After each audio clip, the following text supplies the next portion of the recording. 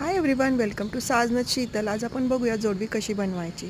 So let's start the video. आणि हो, अशाच नवीन नवीन डिझाईन जर तुम्हाला शिकायचे असतील तर माझं वर्कशॉप जॉईन करा.